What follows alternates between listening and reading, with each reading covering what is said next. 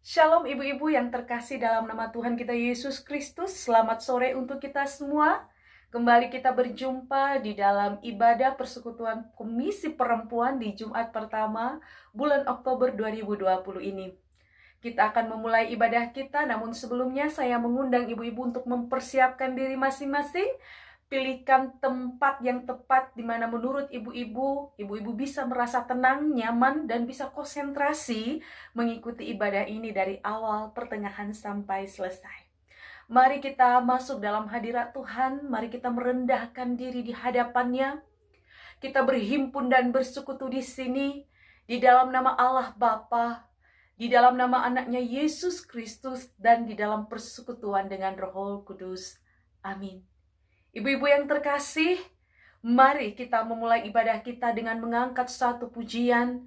Dalam pujian ini menyatakan, hanya oleh karena anugerah Tuhan kita bisa ada sampai saat ini.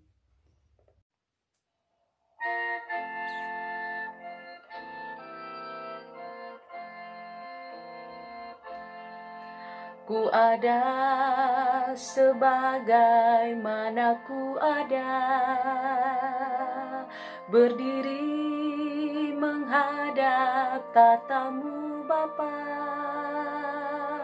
Semua karena anugerah-Mu yang telah selamatkanku. Ku hidup dalam segala kelimpahan, layak untuk melayani Tuhan. Semua karena anugerah-Mu tercurah bagiku. Semua anugerah-Mu melimpah bagiku. Semakin hari, semakin bertambah besar anugerah-Mu.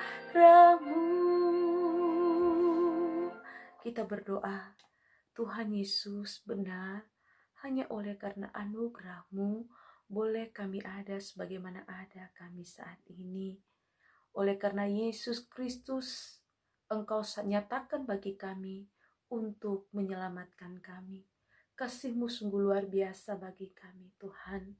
Terima kasih Tuhan, kami memulai ibadah kami di Komisi Perempuan ini, dan kami akan segera mendengarkan firman-Mu.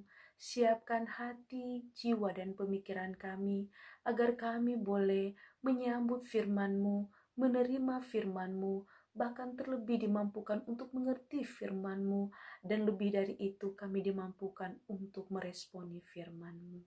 Terima kasih Tuhan Yesus, berfirmanlah kepada kami siap mendengarkan firman-Mu. Amin. Yang menjadi renungan firman Tuhan bagi kita pada sore hari ini, ibu-ibu, terambil dari Injil Lukas pasal 20 ayatnya yang ke-9 sampai ayatnya yang ke-19 dengan tema Allah mengasihi umatnya. Dalam perikopen ini tertulis tentang sebuah perumpamaan yang disampaikan oleh Yesus, yaitu tentang seorang tuan tanah yang membuka sebuah kebun anggur.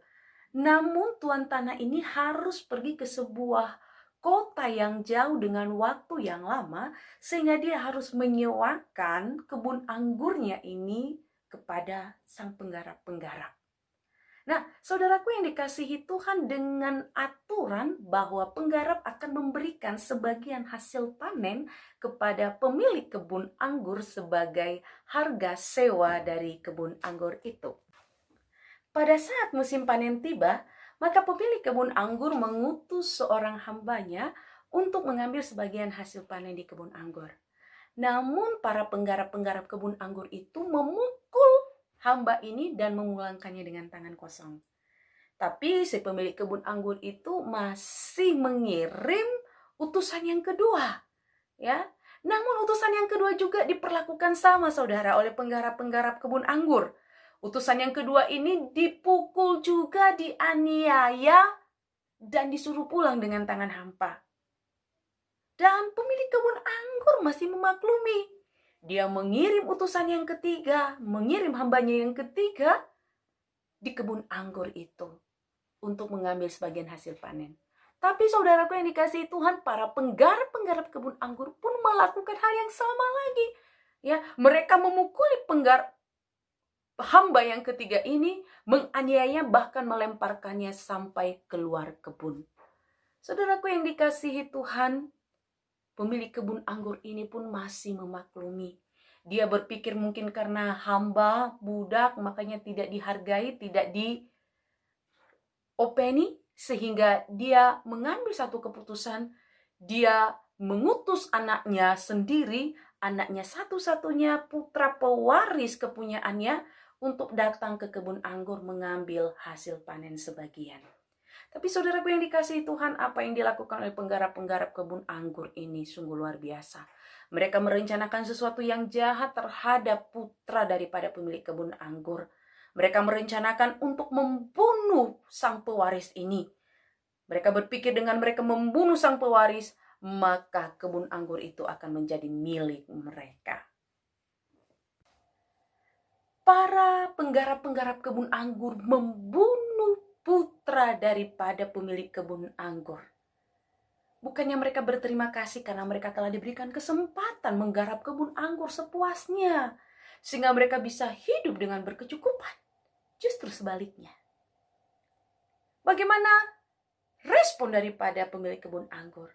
Di ayat 16 dalam bacaan kita hari ini, ia datang membinasakan para penggarap-penggarap kebun anggur itu dan mempercayakan kebun anggur itu kepada orang lain.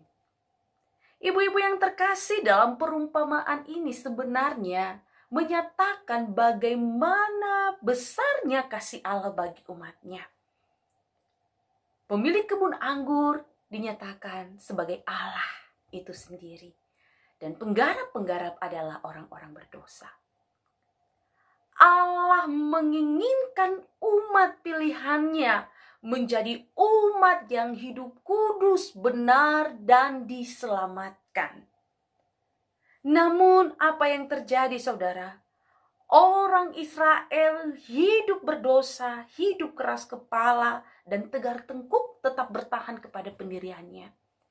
Tetapi Allah tetap ingin mengasihi mereka, mengingatkan mereka dan mengajarkan mereka bagaimana supaya mereka hidup benar. Sehingga Allah menyiapkan dan mengutus nabi-nabinya, hamba-hambanya di tengah-tengah bangsa Israel. Mengingatkan mereka akan dosanya, mengingatkan mereka akan segala perbuatan-perbuatan mereka yang keji, mengingatkan mereka untuk berhenti menyembah berhala dan hanya menyembah Allah Israel saja. Ya, menyuruh mereka berhenti untuk menyakiti sesamanya tetapi justru mengasihi sesamanya. Menyuruh mereka berhenti untuk melakukan penindasan. Mereka diperintahkan Allah untuk hidup bertobat dan mau diselamatkan, tapi mereka menolak. Kita bisa melihat bagaimana nabi-nabi Allah ditolak oleh mereka. Bagaimana Elia ditolak ketika Elia menyatakan bagi mereka bahwa mereka harus berhenti menyembah berhala dan menyembah Allah. Tapi justru bangsa Israel membenci dan ingin membunuh Elia. Sehingga Elia harus melarikan diri untuk bersembunyi. Demikian juga dengan Nabi Yeremia. Nabi Yeremia menyampaikan pesan Allah berulang-ulang kepada mereka, tapi justru mereka tidak mau mendengar. Sehingga mereka memasukkan Yeremia ke dalam perigi. Mereka tidak mau, mereka menolak keselamatan itu. Bahkan tidak cukup sampai di situ. Allah mau menyelamatkan mereka. Allah mengirim putra satu-satunya yaitu Mesias untuk datang di tengah-tengah mereka menyelamatkan mereka.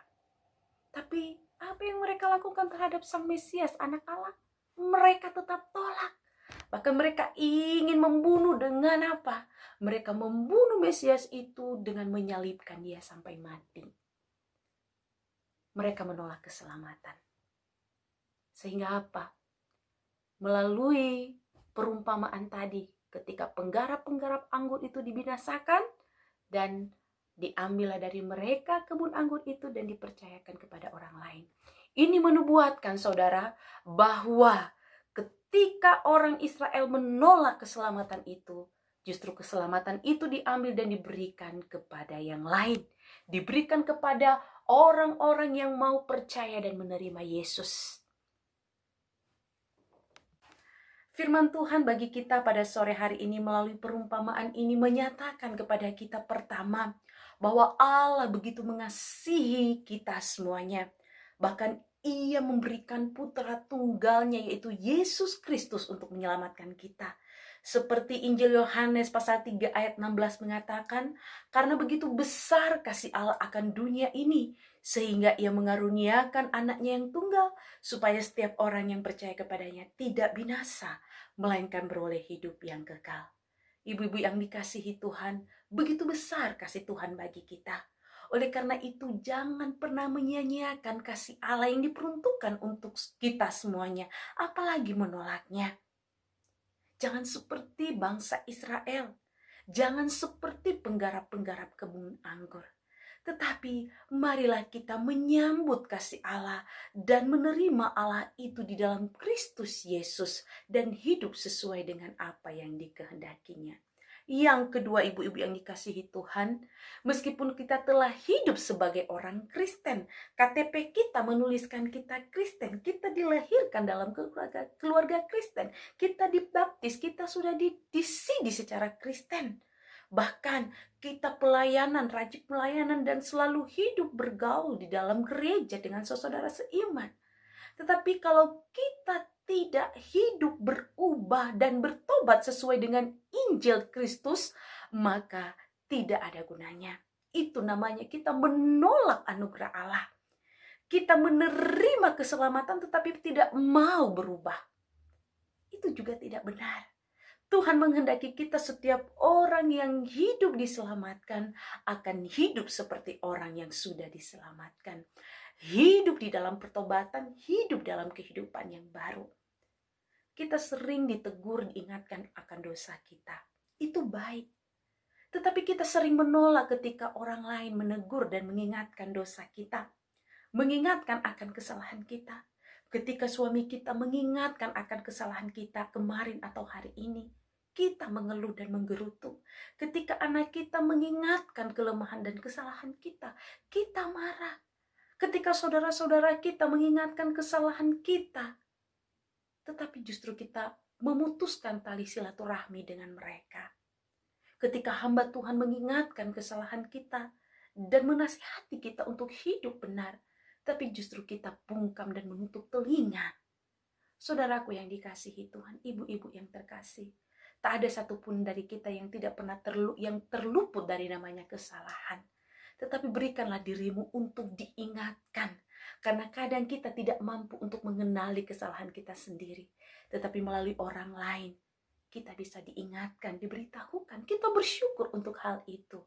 Dan mari kita menyambut teguran itu dengan apa? Dengan mau berubah, bertobat, memperbaiki diri. Seperti yang dikehendaki oleh Kristus Yesus di dalam Injil.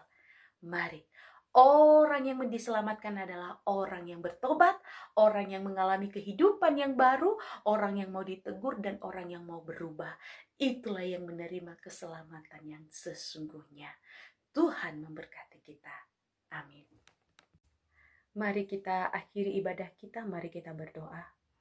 Tuhan Yesus, terima kasih untuk firman Tuhan pada sore hari ini bagi kami, yang mengingatkan kami bahwa begitu besarnya kasih Allah bagi kami, sampai putra tunggalmu satu-satunya Yesus Kristus Engkau berikan untuk kami, menyelamatkan kami. Tuhan, banyak kali juga kami mendapatkan kasih setia Tuhan bagi kami. Banyak sekali orang-orang yang ada di sekitar kami, bahkan keluarga kami, saudara kami, teman gereja kami, bahkan tetangga kami, untuk menegur kami dan mengingatkan kami akan dosa dan kesalahan kami, dan memberikan kami nasihat.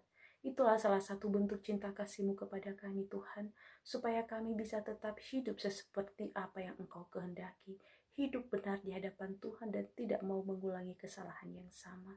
Tolong bimbing kami Tuhan untuk peka dan mau menerima teguran dan nasihat seperti yang Engkau mau. Dan kami boleh hidup sebagai seorang wanita yang bijaksana, wanita yang cerdas, wanita yang rendah hati, dan wanita yang hidup menjadi berkat bagi orang di sekitar kami. Tolong kami Tuhan, kami tidak mampu, tetapi Roh Kudus Tuhan kami percaya akan bersama-sama dengan kami. Tuhan, mampukan kami juga menjadi perempuan yang bijaksana di dalam mengelola keuangan keluarga kami, terlebih-lebih di masa pandemi ini, agar kami Tuhan bisa mengelolanya dengan baik sehingga segala kebutuhan-kebutuhan di rumah boleh tercukupi meskipun pemasukan sangat sedikit Tuhan. Dan kami berdoa Tuhan untuk para suami kami dan juga usaha-usaha kami diberkati oleh Tuhan, dilancarkan oleh Tuhan, sehingga Bapa, kebutuhan kami, keluarga kami, anak-anak kami boleh tercukupi hari lepas hari. Bahkan kami bisa berbagi Tuhan dalam kondisi apapun kami saat ini dengan sesama kami. Terima kasih Tuhan Yesus yang sakit, yang lemah badan saat ini kami berdoa. Kiranya Tuhan pulihkan dan sembuhkan mereka oleh karena kuasa darah Yesus. Terima kasih Bapa, inilah doa kami, hanya kami alaskan dalam nama Kristus Yesus yang telah mengajar kami berdoa demikian. Bapa kami yang ada di surga, dikuduskanlah namamu, datanglah kerajaanmu, jadilah kehendakmu di bumi seperti di surga. Berilah kami pada hari ini makanan kami secukupnya, dan ampunilah kami akan kesalahan kami, seperti kami juga mengampuni orang yang bersalah kepada kami. Dan jangan bawa kami ke dalam pencobaan, tapi lepaskan kami dari yang jahat, karena Engkau yang punya kuasa dan kerajaan dan kemuliaan sampai selama-lamanya. Amin. Selamat sore, Tuhan memberkati.